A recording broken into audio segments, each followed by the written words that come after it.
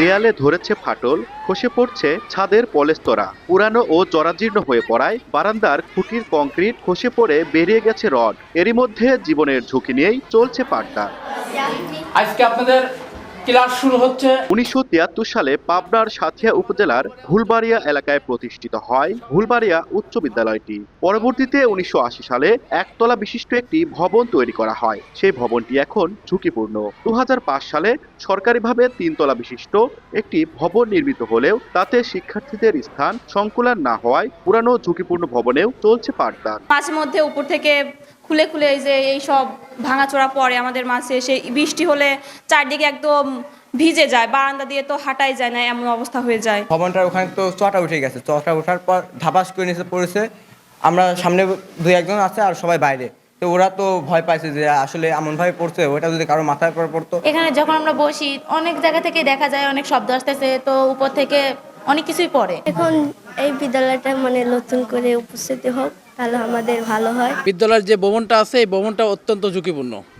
এখানে আমাদের বাচ্চারা যখনই আসে আমরা বাড়ি থেকে আতঙ্কের মধ্যে থাকি, কখন যেন আমাদের বাচ্চারা আহত হয়ে বাসায় ফিরে আসে। পিলার, তারপরে আপনার ভীম টিমগুলা কখন ভেঙে পড়ে, সবাই একটা আতঙ্কের মধ্যে।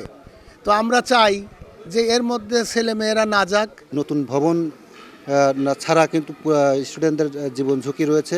এজন্য আমি সরকারের কাছে আবেদন করব যে খুব দ্রুতই ভুলবাড়িয়া উচ্চ বিদ্যালয়ের যে পুরাতন যে ভবনটি আছে এটা ভেঙে দিয়ে নতুন একটা ভবন যেন সরকার নির্মাণ করে দেয়। 7টা আমাদের শ্রেণীকক্ষ আছে, তার মধ্যে 3টা একবার পরিত্যক্ত, পশ্চিম থেকে 3টা একবার পরিত্যক্ত, এবং বাকি 4টা ক্লাস হয়, এবং সেটা হয় ওই লোকে এরকম যে একটা জরাজীর্ণ, এবং ফলে বর্ষা যখন মৌসুম হয় তখন দেখা যায় বৃষ্টির কারণে ছাদের পানি যখন জমে নিচের অংশ ফাটল হয়ে নিচে পড়ে, এবং এতে মাঝে মাঝে ছাত্রদের গায়েও পড়ে।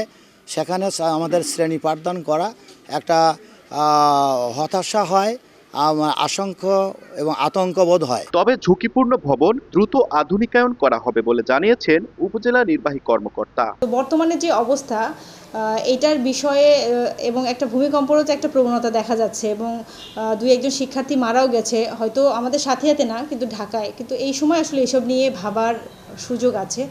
তো অবশ্যই আমরা প্রশাসনের পক্ষ থেকে আমরা ব্যবস্থা নিব এবং আমাদের দিক থেকে সর্বোত্তক সহযোগিতা থাকবে। বিদ্যালয়টিতে বর্তমানে 11 জন শিক্ষক, 2 জন তৃতীয় ও চতুর্থ শ্রেণীর কর্মচারী এবং 400 জন শিক্ষার্থী রয়েছে। তাহলে আমরা সবুজ মোল্লা, সময় সংবাদ, পাবনা।